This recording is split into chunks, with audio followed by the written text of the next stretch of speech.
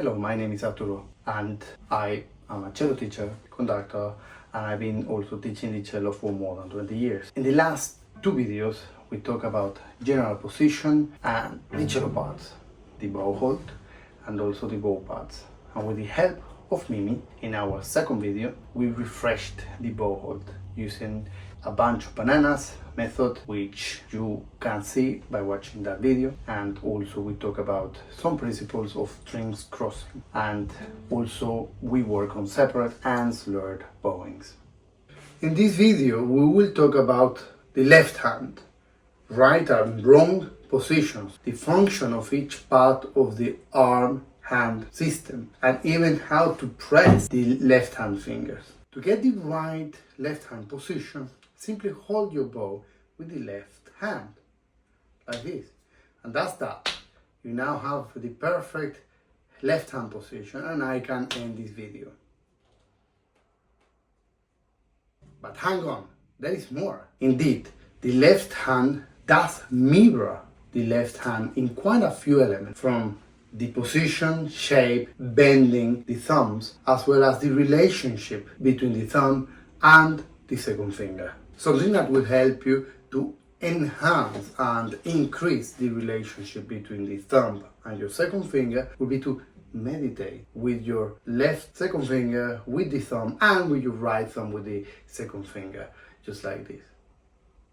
Jokes aside, that's very, very important. Now that we have established the correct left hand position, let's talk about a few wrong positions I have come across over my 20 years. First, I have found pupils who point the fingers too much downward. That's wrong because gravity will pull the finger towards the bridge, making your tuning sharp. The second wrong position I have found is pupils who point the fingers upwards. This I haven't found many. There are a lot more who do this, which is wrong. This is also wrong. Sometimes we have extensions. That's different. Let's not confuse those things. But this will make you flat. So don't do it. The third wrong position of the left hand is with the fingers.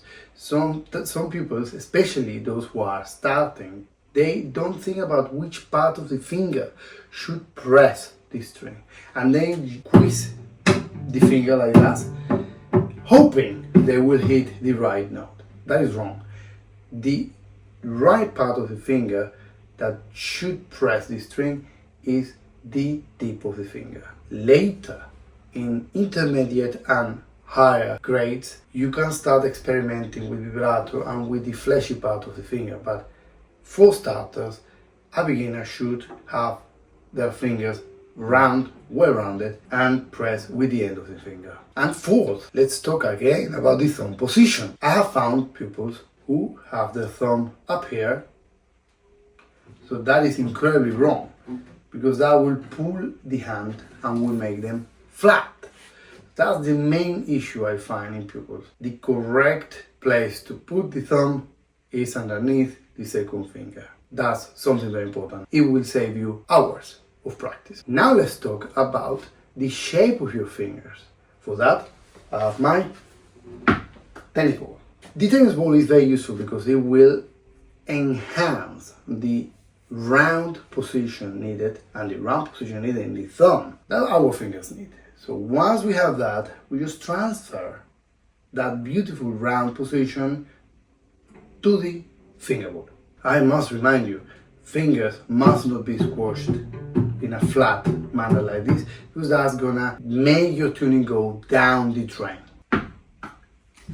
One very important element of the left hand fingers is the space we need between them so that we can play with a good tuning. Now I will show you a scale of D major with good space between the fingers and with your fingers together, and you will see very clearly the difference in tuning.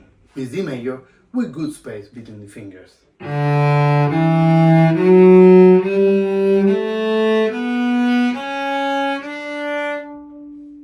And this is D major without any spaces, and as a bonus I will squash my fingers in a disorderly manner.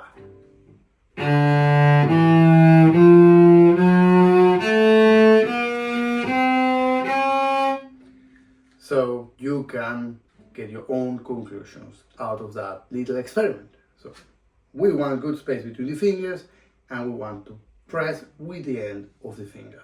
Another very important element of the left hand arm system is the appropriate height of the elbow. It's a very important thing, and I've seen many pupils playing with their elbows extremely high.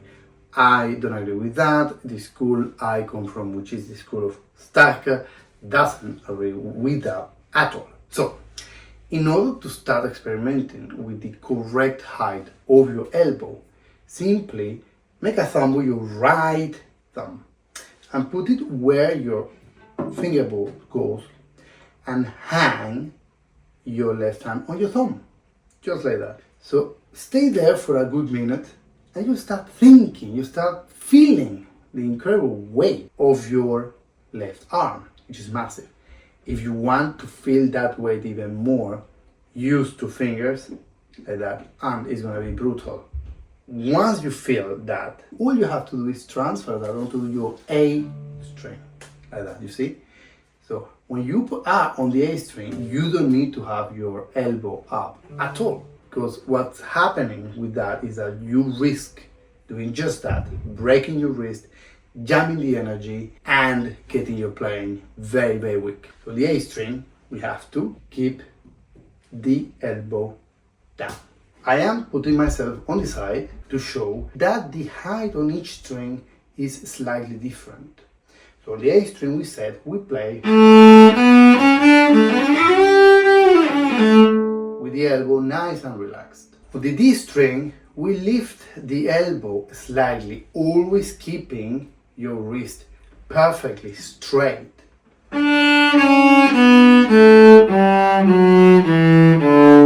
the G string we lift a little bit more, and on the C string even more. It's a very fun experiment I like doing, and I like showing to my pupils, which is a very fast C major scale.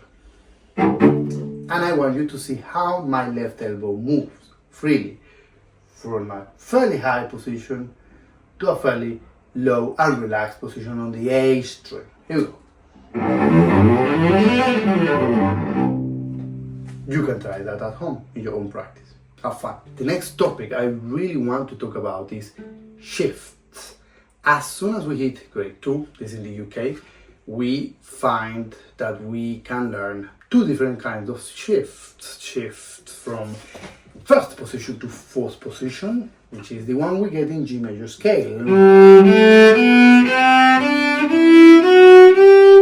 And to third position, which is the one we see in the song Hallelujah, right at the end.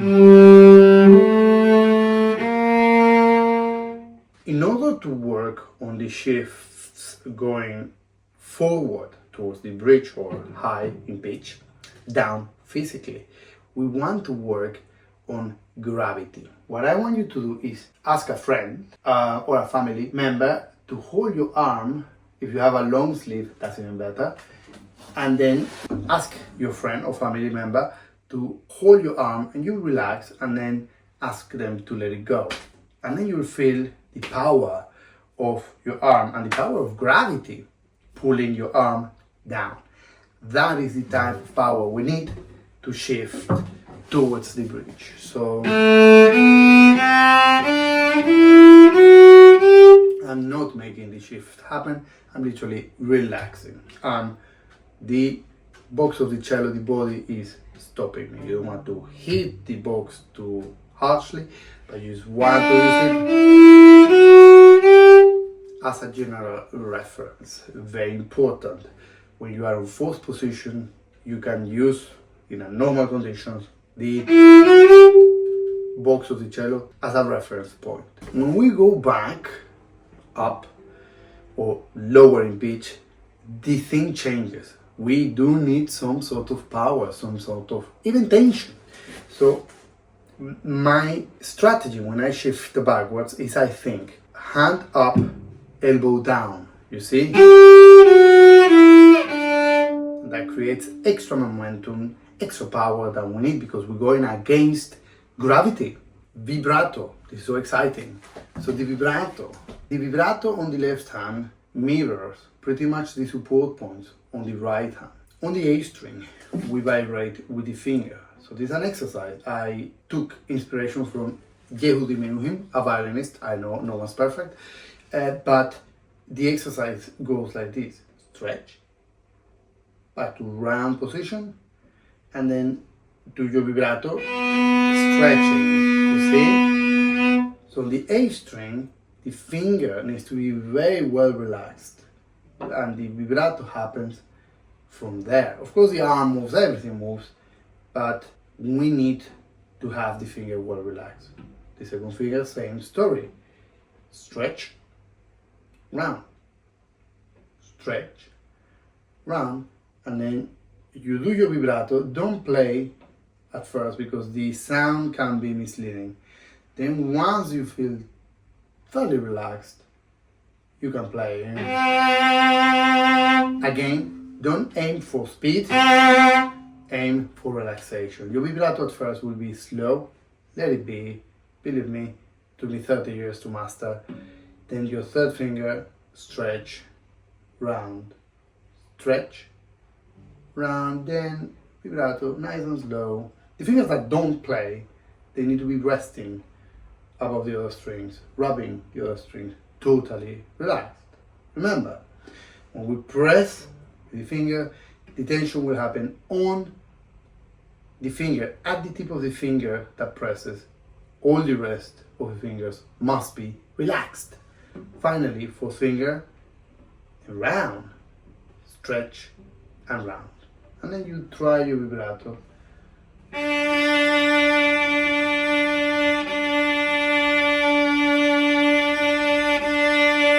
Remember to experiment with the height of your elbow. You will find out many different sounds and a wide palette of effects. So that was the vibrato on the A string. The vibrato on the D string is slightly different. It comes from the wrist. So it's like this. If someone asks you, how was the math exam? And you say, so.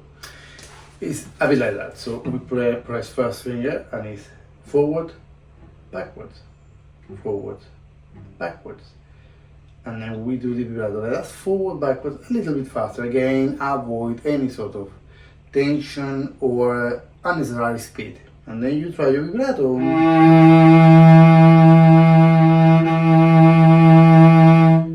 See? Then you do the same with your second finger.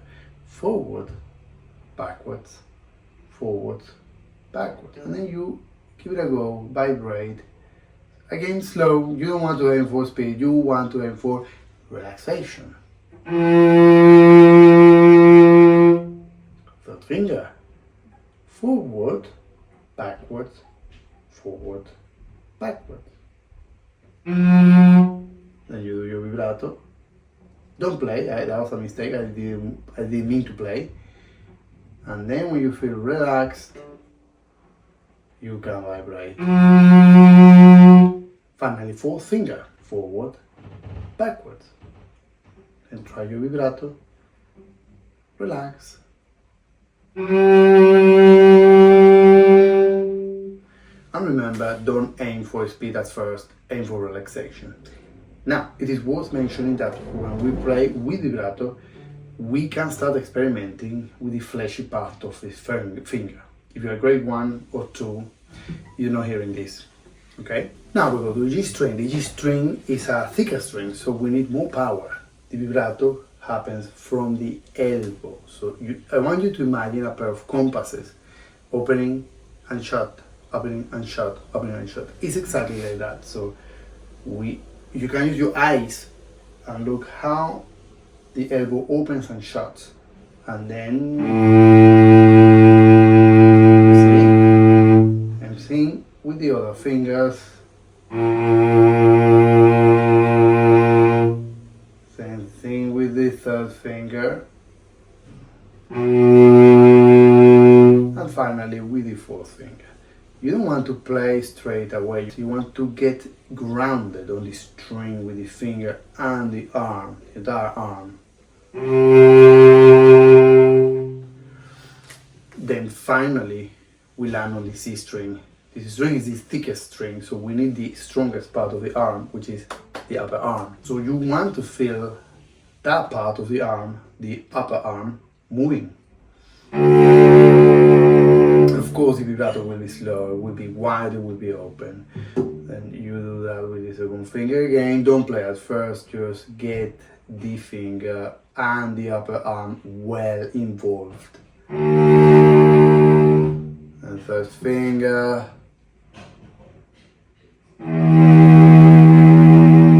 Finally, fourth finger. If the student works very hard, you can introduce them from grade 3, but it's very important to make that distinction between pressing with the end of the finger and vibrating with the fleshy part of the finger. And that was all. That's the beginning of my philosophy about the left hand, which is one of my favorite topics. Of course, the right hand is again also my favorite topic. Both together, they can make you play wonderful music on your cello. If you have any question, do ask. I will be more than happy to make a video about it. In the meantime, do not forget to subscribe and like this video if you enjoyed it, and of course share it with your friends, acquaintances, colleagues, family members, your teacher, your pupils, the dog, the cat, and everyone you know. So on those lines, I have one more video left which I will upload very soon. In the meantime, goodbye.